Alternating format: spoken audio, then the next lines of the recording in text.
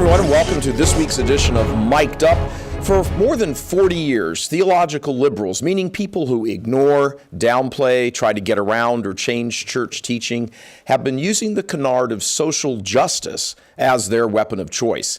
Now, many people in the church, regular Catholics who are victims of horrible, atrocious catechesis, go along with this whole social justice garbage because they don't really know about the agenda behind it. They see clerics and influential laity leading the charge in this area and assume it's the thing to do, especially when they hear it all being tied to the mantra of loving your neighbor and that largely misappropriated and abused word, charity. But what the average Catholic doesn't know is that the authentic social teaching of the church, and it is beautiful, has been hijacked by political and cultural liberals who use it as a battering ram against the church's other teachings. They've taken the spiritual works of mercy and pitted them against the corporal works of mercy and created an opposition that just doesn't actually exist at all. What has come about as a result is an environment where billions of government dollars, taxpayer dollars, are administered by so-called Catholic agencies and distributed to secular agencies that push decidedly anti-Catholic programs throughout the world, all in the name of fighting poverty. And the fight against poverty is actually a canard. It's a camel's nose under the tent approach to get to the real agenda, which is population reduction through contraception and abortion. The powers that fund these secular operations have made their agendas and intentions well known.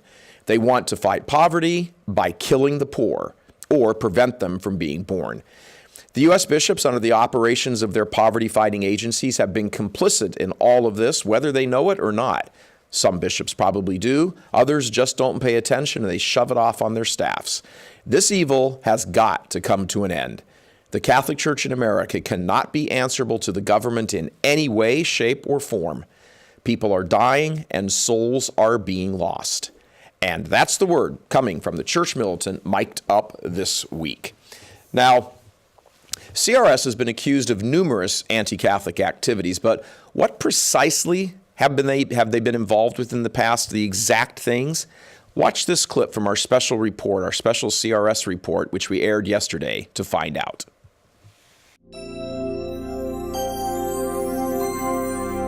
Catholic Relief Services has a long history of participating with anti-Catholic groups. In 2006, respected moral theologian Germain Grisey discovered CRS promoting condom use and masturbation. CRS ordered its agents to cover up its involvement. His story was published in Catholic World Report. But that's only one instance of disturbing actions by those who run the supposedly Catholic organization. CRS provides tens of millions of dollars to organizations that perform abortions and distribute contraception. The organization is a dues-paying member and on the board of both Medicam, which trains abortion providers, and Core Group, which promotes contraception in impoverished nations. In 2010, CRS implemented a sex education program, styled after programs created by Planned Parenthood and others. It was implemented in Kenya and in part taught kids as young as 10 about masturbation. And now joining us here in our studios via the magic technology of Skype is Steve Phalen with Human Life International. Stephen, how you doing?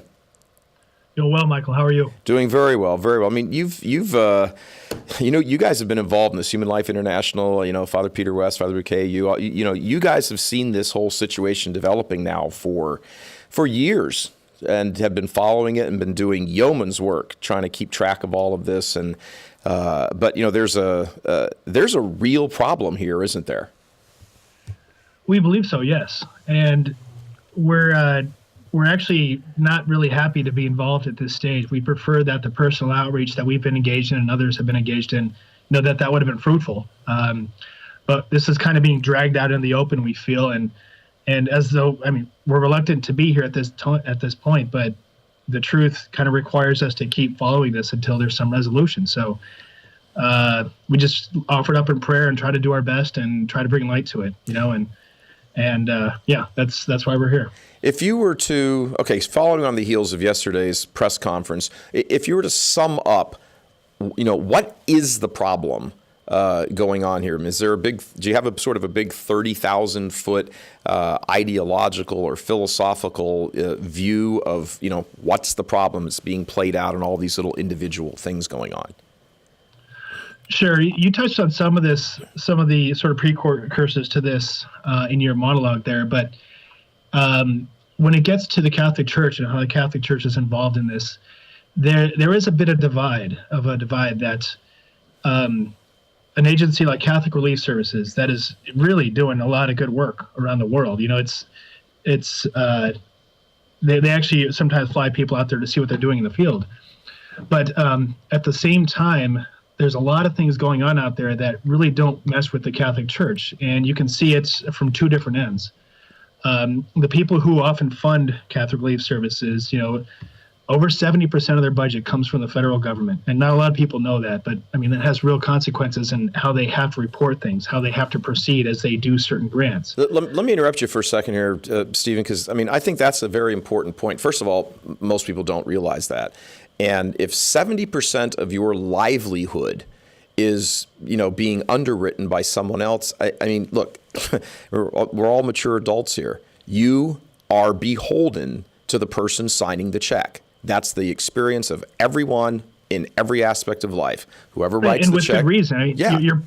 You're paying money and you expect a report on how your money's being spent. Sure. And if you're the federal government, you have very strict procedures and who can apply for grants, who wins the grant, and what they have to do when they win the grant. Right. And of course, look, the federal government is giving, agencies like CRS, they're not the only one that gets it, but they're the only one we're concerned about at the moment. They give these people money with the expectation that their world vision is what's going to be, implemented. So you better agree with their world vision or say, you know what, I can't take the money. But if you take the money, you're in some way, shape, or form, you have signed on to their world vision, like it or not. Well, that's true. That's true to a large extent. If I could add a little qualification in there, it's that a lot of times the things being funded have good aspects to them. Mm-hmm. The program we're talking about, even to look at parts of it, the Healthy Choices programs, to look at parts of it, you'll see things that actually make sense. The abstinence education, fidelity, keeping spouses faithful to one another. But anybody who's spent any time in this field and knows the philosophy of USAID, of Pepfar, of the Gates Foundation, these other funders of Catholic Relief Services, knows that there's only a very small overlap between the Catholic Church and what they believe. Mm-hmm. So by inviting the Catholic Church into their funded grants, things are going to come with it. In two respects. There's going to be aspects of many of these programs which Catholics cannot participate in, the promotion of contraception especially, and certain ways of dealing with sexuality that aren't good for the human person. And the other thing is that a lot of these times these programs are sort of offered to Catholic relief agencies and other Catholic entities because the Catholic Church has built up a great deal of moral capital in these places. The Catholic Church has served boldly and courageously in these places for a long time, especially in Africa. They've done the most work with AIDS, defeating the disease, preventing it, treating those who have had it. So the Catholic Church is brought into this with a purpose because the Church has earned a great reputation as far as serving in a humanitarian way. Then what happens is a lot of these agencies will come behind the Catholic Church and say, okay, we've helped you with this water well. We've helped you with this water treatment, with this other really responsible project. Now let's talk about contraception. Right. Now here condoms are the solution to your problem. And that's when, just even getting involved with these agencies a lot of times has consequences that are sometimes visible, as we see in this particular case, but a lot of times just have ripple effects after the fact. And that's how these things work. The Church has known this for decades, which is why the Church is nervous about working with these organizations and why Pope Benedict put in his motu proprio of 2012, that Article 10, paragraph 3, where he says the Church cannot receive money from institutions who oppose the Church on these key questions. So, what comes to mind as you're talking, Stephen, what comes to mind as you're talking is, St. Paul's admonition, you can't do evil to achieve a good. Right. Right, yeah, the old double effect as the Church's moral theology has worked it out. Yes, you can't always even anticipate all the effects of what you do, but if you can foresee them, you have to take every caution against it, and you can never do the evil that any good may come of it. The Church really can't be a lot clearer on this, but there's still obviously some who aren't that clear on it. Let me ask you from the perspective of Human Life International. You guys are, absolute giants in this field of, or this arena of, trying to continually emphasize and underscore the dignity of every human life from the moment of conception till natural death. You do all of this great work. Your staffs are out there. You're, constantly getting the word out there through, literature and internet and all the stuff. You're doing, the absolute work that Vatican II called for the laity to do, and of course the wonderful clergy with you as well. This kind of activity undermines what you guys do. That's got to be at least disturbing and troublesome from the position of Human Life International. Well, yeah, that's what brought us into this. Credit where credit's due. PRI and Lepanto Institute and ALL have done a lot of work kind of researching deeply into these things and how they work. So we come to this from a perspective of, the missionaries who are in this same field. We can be in the same town as Catholic Relief Services and other groups who are trying to, in a lot of cases, do good things. And we try to tell people that, as the church has been doing, as everybody knows, that there's this terrible, what Pope Francis called recently an ideological colonization of much of the developing world. And it comes in the form of these huge NGOs who are doing what look like great work. Which is a non-government organization. Right. What exactly is an... Yeah, and if you're going to work with us, you're going to stop having children. What is a non-government organization? Just so viewers are clear. I mean, we have our heads in this all the time, but an NGO, sure. What is that? Sure. Well, there's government organizations like USAID, like Pepfar. The British government spends lots of money in this area. And then there's the NGOs through whom the governments often work. So a non-governmental organization either has its own funding, like the Gates Foundation, and all these, Rockefeller, a lot of these large private foundations, or they take money from the federal government and the other foundations to actually do the work in the country. So it's like a multi-layered process with the money coming from governments and huge foundations, and then being implemented through intermediaries like Catholic Relief Services and others who are the primary grant recipients.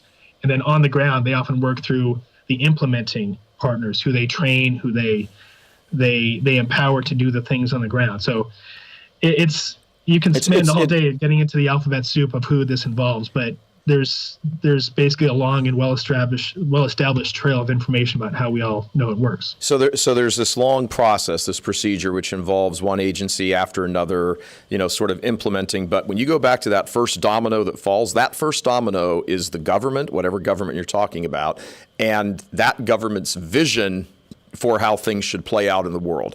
After that, everybody else is just kind of dancing to that tune. Is that a fair summation? Well, it's mostly true, but again, another qualification, even when it comes to Catholic Relief Services' own funding, there's 70% from the government, and there's another 10% or so, give or take, from private foundations like the Gates Foundation, like the largest condom and contraceptive producers and promoters in the world. Yeah, didn't Bill Gates give, Bill and Melinda Gates, through their foundation, didn't they give something like $40 million a year or two ago to keep advancing contraception and abortion? And I think they made some statement recently they're going to kind of pull out of directly the abortion thing. But I mean, they're still part and party of all of this. Yeah, their position on abortion is funny. They don't directly promote abortion, but they give the largest abortion performing organizations tens of millions of dollars every year. So if you want to split that hair, you can do it. It's the same people doing the same thing. It's contraception and abortion, as the church has known for a long time. They come together. They're a package deal. Yeah, Bill Gates doesn't have an abortion chamber, right next door to his office, down the hall. But he's funding the ones that do exist, in various parts of the world. Right. His father worked for Planned Parenthood, helped to run it way back in the day. I mean, he's been up to this in his eyeballs for a long time. Up to his eyeballs. Yeah, sorry, a long time. Help you with that one. And you said $40 million. It's actually $4.6 billion. That is now the largest single development project ever. It's called Family Planning 2020. That's what it was, right? It was started in 2012, and it's by the year 2020, the goal is to have 120 million women, poor women, on Depo-Provera, on Norplant, on all these long-acting reversible contraceptives that we know have ill effects, that even affect women in the United States. Women in Scottsdale sometimes take these things. But a woman in rural Africa doesn't have a pharmacist and a doctor down the street. They don't have a health plan to help them when these things go wrong. So it's a reckless, huge program that's being undertaken right now by the British government, the Gates Foundation, all the alphabet soup. Marie Stopes is part of this thing. So CRS is not a part of that directly, but a lot of their partners are Care International, the Gates Foundation, a lot of others. So this massive assault on the developing world in the form of suppression of fertility, often coercively, is being undertaken by a lot of CRS's partners. Not CRS, but when Human Life International tries to tell people about this, and we say these are the groups doing it, and other people say, but they work with the Catholic Church, they can't be that bad. Like, exactly. Yeah, it gives them we're stymied. Gives them a little street cred. Right. Well, we don't want to say anything ill of our brothers and sisters in Christ in the church. And CRS does do good work, but what are you doing? Giving tens of millions of dollars to these organizations in some cases, or receiving money from them, and just kind of getting caught up in that. That's what we don't understand. That's what we've actually talked to them about in person, and what we've been trying to talk about them, mostly off the record since then. But we're not getting anywhere. So again, this is why we've kind of reluctantly been dragged out, in public on this particular case. Yeah, listen, when somebody's doing something wrong and you keep approaching them, and, obviously we're aware of all these behind-the-scenes conversations that have been going on for years between you guys and Lepanto with the bishops and the CRS and the agency and, American Life League and, population research. I mean, this has been going on for years behind the scenes. And every time something surfaces, the response from CRS and some of the bishops is, oh, this just isn't true. And then they move on. So let me ask. We get about a minute and a half here, Stephen. Let me ask you, what would Human Life International want to see Catholic Relief Services do? What's the perfect world for Human Life International? I'd say CRS, keep serving the poor. The church, especially the wealthy, developed countries, have responsibility to do this, but in an authentic, integral way, as the church says. We have authentic, integral human development, which doesn't shy away from the controversial issues of abortion, contraception, and promotion of natural marriage. It's actually one thing as the church sees it. For Catholic Relief Services, they're often Catholic to their Catholic audience, and out there in the world, they boast of not promoting the gospel. So we'd like somebody to just kind of take charge there and say, look, this is who we are. We are one organization. We're not two organizations. And we're going to bring the whole package to those we serve, because this is how you really, truly build up the human person and community. So here comes we love to be partners with that. Here's the $64,000 question. The minute CRS steps out and says that, all of a sudden, Obama or the Democrats or whoever it is that's running the show back here with their vision, we know Hillary Clinton's all on board with all of this. She said it in front of Congress, back in the day when she was Secretary of State. They're going to say, well, that's fine. Then you're losing, $1.7 billion of your $2 billion budget. Forget it. So what does CRS do then with only $300 million to work with?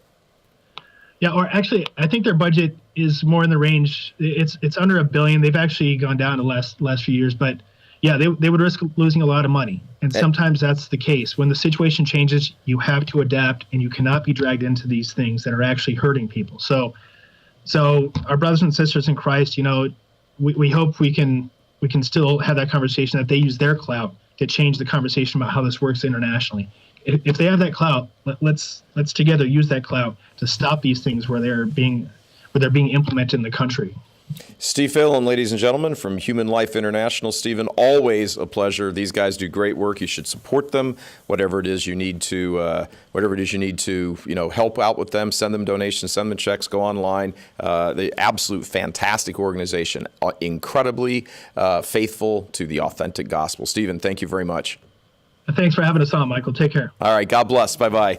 All right. So coming up, we'll be joined by Michael Hichborn, who will break down the investigation as well as the attempted cover-up. Yes, you heard right. Cover-up. Stick around. We'll be right back after this.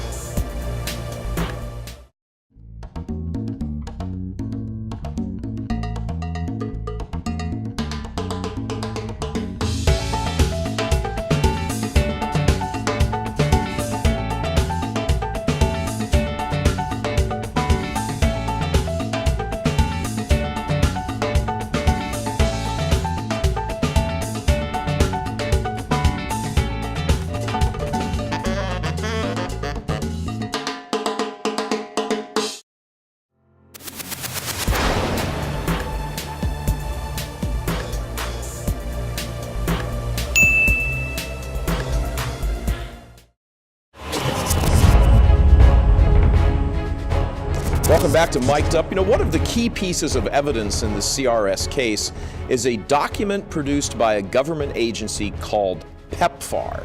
But what is Pepfar, and what does the document prove? Watch this clip from our CRS special report to find out. Pepfar, partnering for an AIDS-free generation. The Pepfar document, titled Kenya Operational Plan Report Fiscal Year 2012, outlines several projects Pepfar paid CRS to implement, including contraception and condom promotion. Hichborn contacted Oklahoma City Archbishop Paul Coakley, but never received a response. Archbishop Coakley is the chairman of the board of Catholic Relief Services. Hichborn also reached out to Steve Moser from Population Research Institute to ask for help verifying CRS's involvement on the ground in Kenya. Moser contacts conducted a 2-month investigation in Kenya, taking pictures, interviewing staff members, and even students who participated in CRS's contraception promoting programs, and verified that CRS did indeed implement these programs as indicated in the Pepfar document. Joining us now is our guest, Michael Hichborn from the Lepanto Institute. Michael was formerly with American Life League and has said, you know what, all of this stuff needs to get out there, and there has to be a much larger concentration because this is really crippling the moral message of the church. Michael, how are you? I'm doing great, Michael. Good to see you. Yeah, good to see you too. Good to see you too. So, okay, let me ask you, this Pepfar document, you know, first of all, what is Pepfar, and why is that agency, because there's zillions of government agencies, why is that agency so important in this entire revealing of what's going on? Sure. PEPFAR stands for the President's Emergency Plan for AIDS Relief. It was started by George Bush back in the early 2000s. It was an initiative intended to run funds directly from the government to faith-based organizations, other NGOs, in order to combat AIDS in Kenya. Now, initially it was set up so that it wasn't pushing forward contraception or condoms. It was supposed to be simply for antiretroviral drugs and that sort of thing. Unfortunately, what wound up happening is that, you know, as with any agency that tries to put forward a message of abstinence and things like that, if it comes from the government, eventually that message is going to change. And that's exactly what happened when the Barack Obama administration took over. And so Catholic Relief Services, which has been receiving government funds for many years now, got onto the Pepfar dole. And annually, they lobby on Capitol Hill, please don't cut funding for Pepfar. And as a result, they have been getting Pepfar grants and putting forward that particular message. Now, what we have here is a pretty serious situation, because now that the message has changed, it seems so also that Catholic Relief Services is kind of participating in what Pepfar is wanting to do. Okay, so let's talk now about what you give us the background on what you uncovered. You know, how did you find it? Where is it? First of all, talk to us just about none of the consequences yet, just the document itself. What did you find, and what did it reveal? Okay, so anytime the government gives a grant to an agency, that agency is required to file reports back with the government in order to explain, this is how we implemented these programs, these are the things that we found, this is where we had successes, this is where we were not succeeding. And these reports, many of them get posted by the government because they're public documents. We, the people, are supposed to know exactly where our money's going. It's an accountability sheet. So it's absolutely an accountability sheet. So what happened was, a couple of years ago, Catholic Relief Services got into a little bit of a kerfuffle over one of its granting partners called JPIGO. This organization won an award from the UNFPA for population control, and so LifeSite News did a story on that. And Catholic Relief Services came back and said, oh no, everything that JPIGO's ever done with us as a partner has always been in line with church teaching, and they happened to mention this particular Pepfar project called Support and Assistance for Indigenous Assisting Agencies, or something along those lines. And it's SAIDIA, S-A-I-D-I-A is the acronym. And they said everything that they've ever done with this particular project has always been in line with church teaching. And I looked at that and I said, well, what the heck is SAIDIA? And all I did was a search for Catholic Relief Services and SAIDIA. And I immediately found what was called the Pepfar Operational Plan for fiscal year 2012 in Kenya. And I looked into it. All I did was start reading what it said about how Kenya was implementing these plans or how CRS was implementing these plans in Kenya. And what I found, it started talking about family planning. It started talking about reproductive health and sexual health and reproductive services. It started talking about condoms. It started talking about provision of modern contraception. And I said, what is this all about? So on April 23rd of 2014, I emailed Archbishop Coakley with a link to that particular document. Who's Archbishop Coakley, and why did you email him? Sure. Archbishop Coakley is the current chairman of the board of Catholic Relief Services. So I emailed him because he is the top man. He's the highest authority for Catholic Relief Services. And so I wanted to make him aware of what I had found in this Pepfar document. So I don't hear anything back for a long time. This is April of 2014. This is April of 2014. Okay. So I start researching more and more about the things that I'm finding in the Pepfar document itself. Now, there are a lot of problems that I found. I mean, a whole lot of different aspects of this whole project that were promoting contraception and condoms. So I'm not going to get into all that because it would take a couple of hours to go through it all. And that's what all of our special reports are for. Precisely, yes. So the one that I'm going to focus on, though, is called Healthy Choices 2, because it said in the Pepfar document that Catholic Relief Services was going to be implementing what's called an evidence-based initiative. In other words, it's a program that is designed to evidence-based. Obviously, it's something that they researched and is commonly accepted in regular circles of development circles as something that is effective. It's called Healthy Choices 2. It's a sex ed program for kids about 13 to 17. And it's supposed to be, this is how you avoid getting AIDS by abstaining and being faithful. And they called it an AB project, AB for abstinence and be faithful, as opposed to an AB project, which is abstinence, be faithful, and consistent condom use. So Catholic Relief Services called it an AB project. It's not an AB project.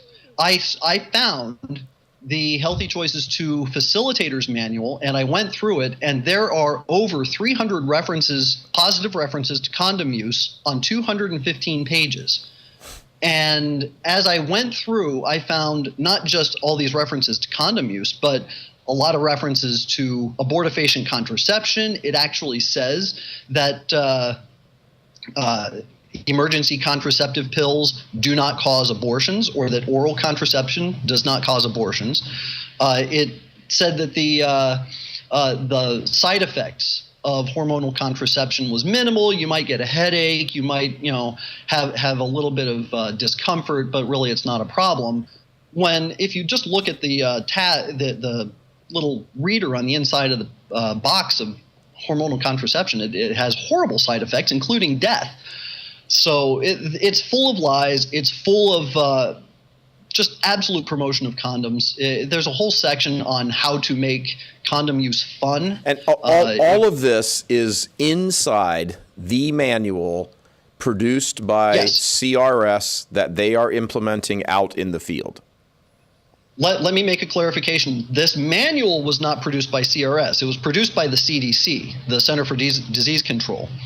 It was implemented by Catholic Relief Services and distributed to kids through their sub-partners in this particular project. Okay, so Michael, let's get back to the document then. You find this document, this accountability document, which says all of this stuff is going on, right? Yes, it made very clear that Catholic Relief Services was going to be responsible for implementing Healthy Choices 2. And they in fact did implement healthy choices too, right? It wasn't just here's a document that says you're going to do this. They did it. Yep. Okay. Yep. Now I went through and I found 4 of Catholic Relief Services' own sub-partners talking about the implementation of healthy choices too. And this is all independently verified on their own websites, including Caritas of Nieri, which is the Caritas of the Archdiocese of Nieri. Now, what's interesting about that particular instance, on that website, Caritas said it was implementing several different aspects of the Sadia project. Excuse me. It said that it was being funded by Catholic Relief Services, and it went through all of these different programs in the project, and it got down to healthy choices too. It called it an AB program, but then on its own, in its own reporting, it said that it promotes consistent condom use and, avoiding pregnancy and that kind of thing. So all of this is reported. Even Caritas of Nieri knew. All of this is reported on the document. It says it there. Well, in the report that we put together, yes. What was in the Pepfar document was simply that it was going to be implementing healthy choices too. All of the other stuff we found independently on various websites and through certain other kinds of research, specifically with the local sub-partners. Sure. And the sub-partners all said consistently, Catholic Relief Services is implementing healthy choices too. Some of them said that includes condom use. That wasn't even a question, right? Nobody was like, no, they never did that. Everybody you guys talked to, everybody said, yep, this is the deal. It's just an accepted fact, right? That's exactly it. Exactly it. So Catholic Relief Services sub-partners all said they implemented healthy choices too. Okay, so you go to Archbishop Coakley with this information in April of 2014, and you don't hear anything back for a while. Right. What happens?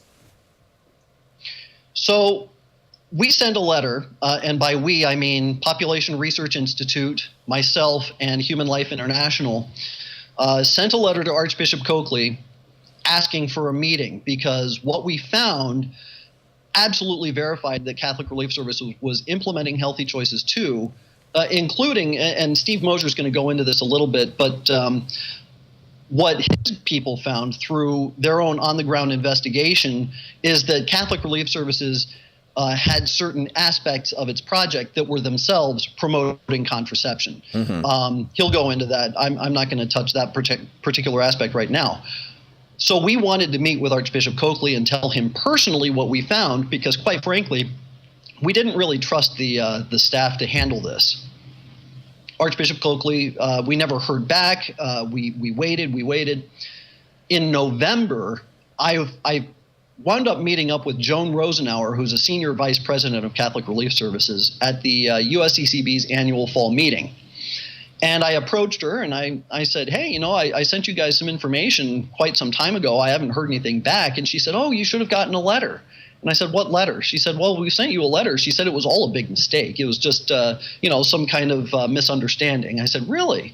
I said, well, could you send me the letter so that I could take a look at this? So she emailed me. And Michael, let me interrupt you just for clarity. What she's saying is a mistake is that all of this reporting that CRS had been involved with all these condom programs and all of that was a mistake. The reporting of it was a mistake. It didn't happen. So, this is just all one big goof, right? That's what she was referring to. That is exactly what she was saying. So that's the context the context of your conversation. But then you uncover something which shows something entirely different. You report it to them, and all of a sudden, the document. Talk to me about the document. What came out with the document? Well, I want to tell you what I got in that particular letter, because this is key. I got a letter addressed to me, Father Bouquet of Human Life International, and Steve Moser over at PRI. And the letter said, in the Kenya Operational Plan, fiscal year 2012, Pepfar suggested that CRS was involved in activities that was engaged in by some other Pepfar partners, for example, condom promotion, that are in violation of church teaching. This was not the case. CRS met with Pepfar in Nairobi a few months ago, and Pepfar apologized for its error and has since corrected the report. Now, let me be clear. After we got this letter, I took a look at what was on the Pepfar website. The URL was exactly the same, but the document was different. All the references to Healthy Choices 2 were removed. All of the references to some of the other projects that we verified that CRS had implemented were also removed. So hold on one second, so the viewers don't get lost in the weeds on this. There is a document, and that document says, Pepfar, blah, blah, involved in condom, blah, blah. Then you say, hey, what's this? And they go, nope, it's actually this. We met with the organization, the government organization, and said, you need to correct the record. This is the record. Now, we didn't actually do any of this, but all of your guys' research shows that, yes, they did do all of this, so this document is a lie. It's a cover-up, right? That's exactly it. That's exactly it. The Pepfar document was altered. CRS said that it was corrected, but it's not a correction. It's actually a falsification.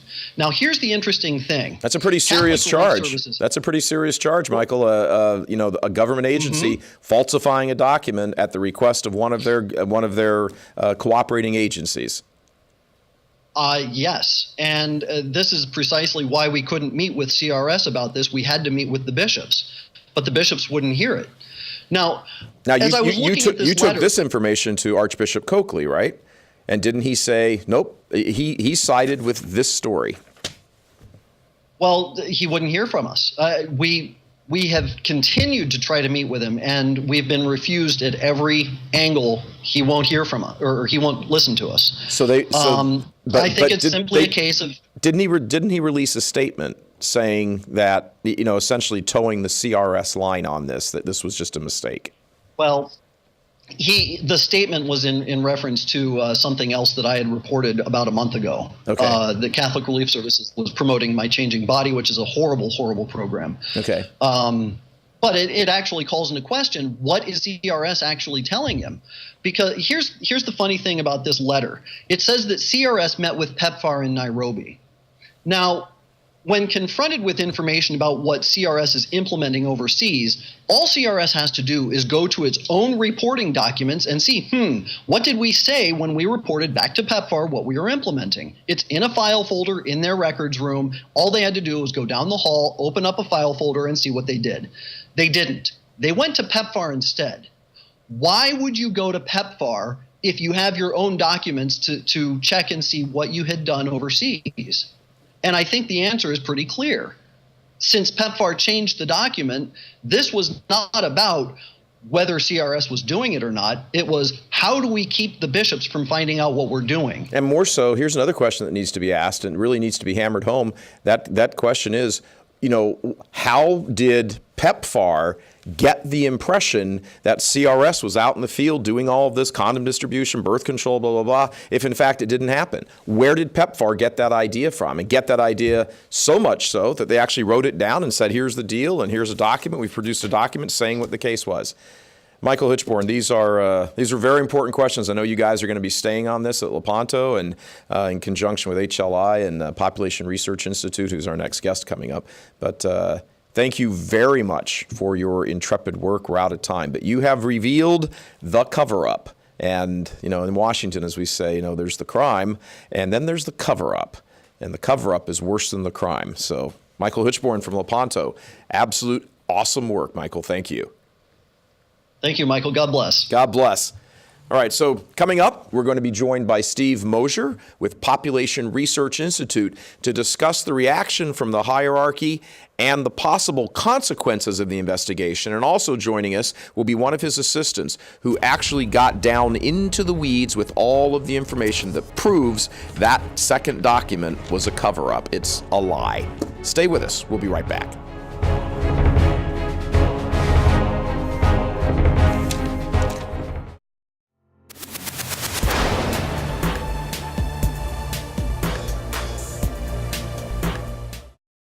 Hello, I'm Christine Niles, a producer here at churchmilitant.tv. Are you buying or selling a home? Real Estate for Life is a terrific way to do that. They'll set you up with an agent who shares your values and they'll donate to a pro-life charity of your choice. I myself used Real Estate for Life. Not only did they find me a wonderful Catholic realtor, my home sold quickly, and churchmilitant.tv received more than $1,000 from it. It's a win-win all around. So please visit realestateforlife.org today and help promote the cause of life.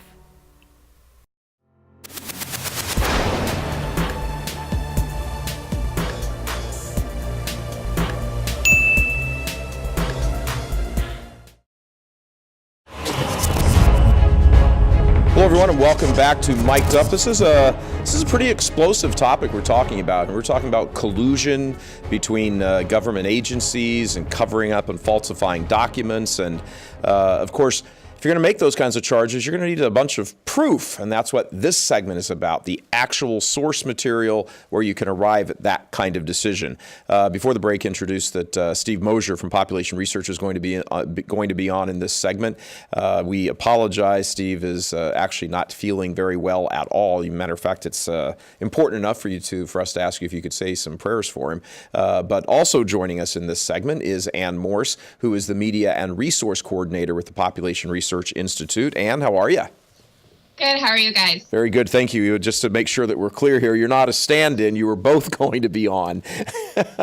But the reason Anne is important to this particular segment is because of the information that Anne has. You were essentially the coordinator. You were getting back all of the information about what was being discovered on the ground in Kenya, right? This isn't like somebody said.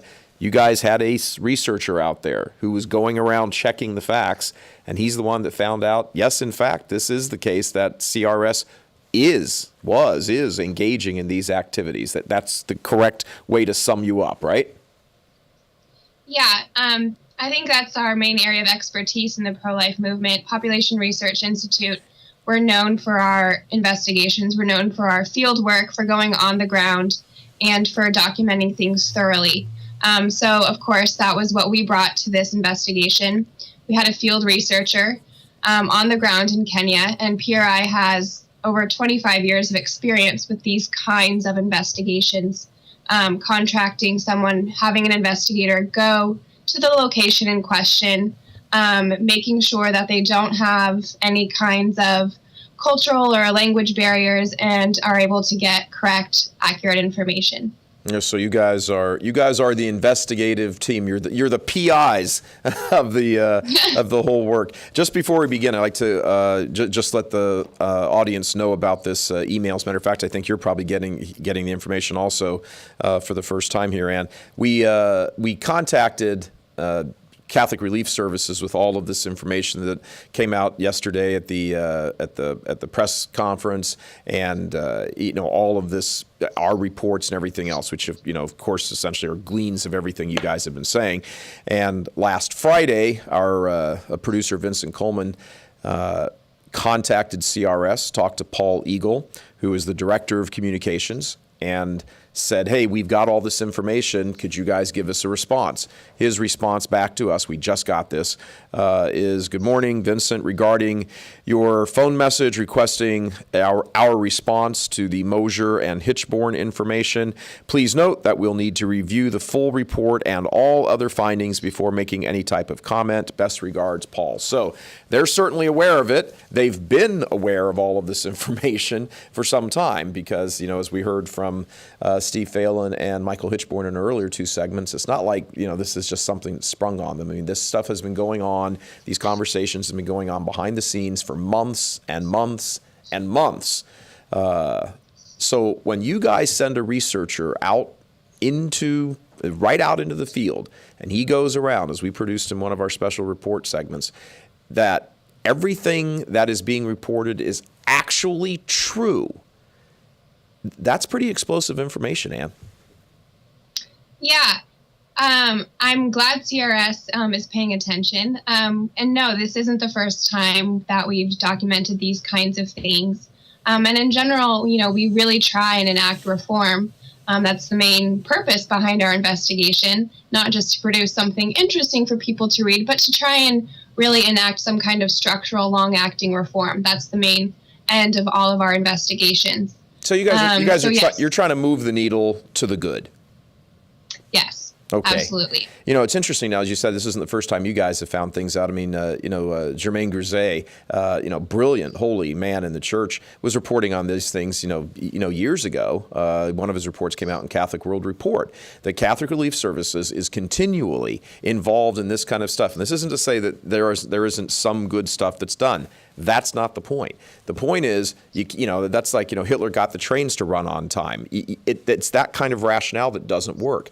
You guys went out and found an organization, Catholic Relief Services, supporting, promoting condom use, birth control talk, Norplant, implant devices, IUDs, the whole shooting match. So, and I think what's important here for people to understand is what you people have found, what population research has found out is not debatable. These are the facts, unassailable facts on the ground, that CRS is engaged in this type of this type of trafficking of this evil stuff. Is that right? Yes, absolutely. And it is something that is we're reluctant to bring forward publicly because, CRS does do good work. But that's not the question of whether or not they do good work. The question is, in addition to the good work do they also directly violate Catholic social teaching in these different countries? And the answer is yes. In addition to their good programs, we have found that they do enable, promote, and fund programs which endorse contraception and the morning after pill, abortifacients. And it is a fact. We have documented it. If for some reason CRS says we didn't know that this was happening, that in and of itself raises questions. If they think it's not happening, the truth is we've documented it. We have interviews, we have photographs. This guy, our investigator, he spent over a month looking just into these types of things in Nairobi. The investigator, he is a native Kenyan. He knew his way around. There's absolutely no doubt that he was confused or that this was a misunderstanding. If there's any misunderstanding at all, it absolutely demands a response from CRS as to, well, why was this allowed to happen? Why are there lags or gaps in your organization that allow for this magnitude of an understanding? But really, I don't see how there could be. This is a structural problem that we found because we keep finding it again and again in these different countries, including our most recent investigation. Talk to me for a moment, Anne, if you can, about this is all being done under the auspices of the U.S. bishops of the National Conference, and I know that you guys and Michael Hichborn at Lepanto, HLI, have been having all of these back channel communications with various bishops and sending letters and reports and hopping on planes and going on meetings and all of this, and why does nothing ever come of this? It's just business as usual. It's almost like at the CRS there's a department for damage control because every year or two something's going to be unearthed, and then they say, oh, we've got to go around and say this and clean the mess up for a little bit and straighten it all up, and then it's just back to business as usual again. What's going on? Why is there no cooperation? Do they not care? What kind of sense do you guys get in these back channel conversations? I can't speak as to exactly why certain bishops aren't more active and engaging in reform. But I think in terms of CRS, there's a huge incentive for business to continue as usual. The kind of reforms that we're calling for would take a significant chunk out of their government funding. So I think a lot of Catholics in the pew, because they're familiar with the Rice Bowl collection, might be under the impression that CRS is mainly funded through Catholic pew sitters in the United States.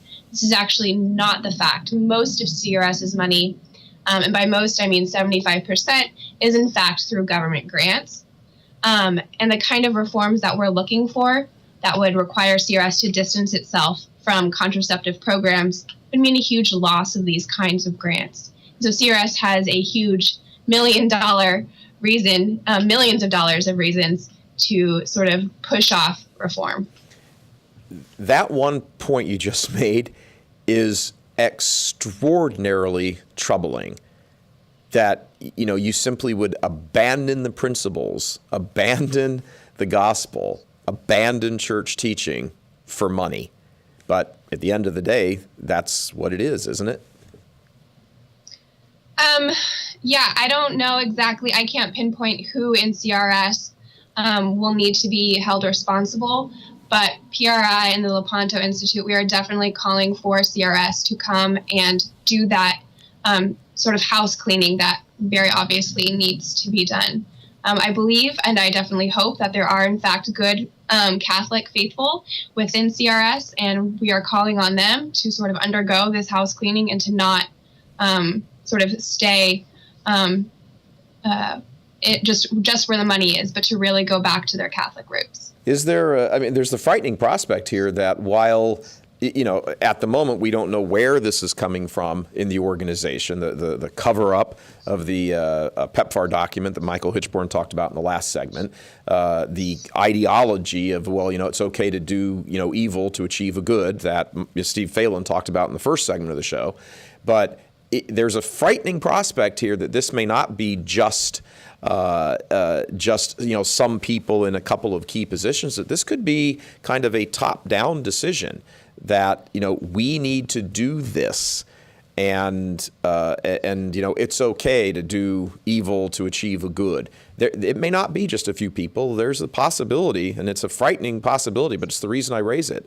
Frightening possibility that this may actually be a system-wide, from the top down approach to how the church has to cooperate with the state, achieve the state's goals, be used as an instrument to do that, with this tiny little loincloth or little fig leaf of, and we do some good too. That's a very disturbing scenario. Yes. Again, we don't know exactly where the reform needs to take place within CRS, but I would like to highlight again that the things that we unearthed in this most recent investigation and in the past investigation, these aren't just a couple rogue actors out in Africa, but they're the symptoms of a larger structural problem. And so if CRS later comes out and says, it won't be enough for them to just fire a certain person in Africa or to fire one or two people, but they need to enact a structural reform. PRI, we don't want to keep having to do these investigations. We don't want to have to keep going and finding new things that keep popping up. We would rather CRS find the problem at the root, weed it out, and for there to be long-acting structural reform. Let me ask you, do you guys, do you and Steve there at PRI, do you really hold out a hope? Is that a reasonable hope, to quote a favorite cleric?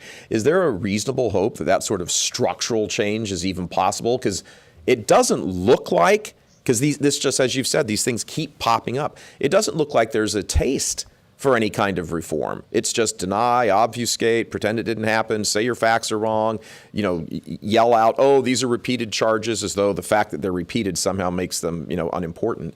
So do you hold out a hope, a reasonable hope, that there can be structural change here? Absolutely. And I think the most important step, and what will give me the most confidence that change is in fact happening, is for CRS to sort of jump out of this little wheel that we seem to go through every couple of years, where we investigate, we document, and they just sort of flatly deny.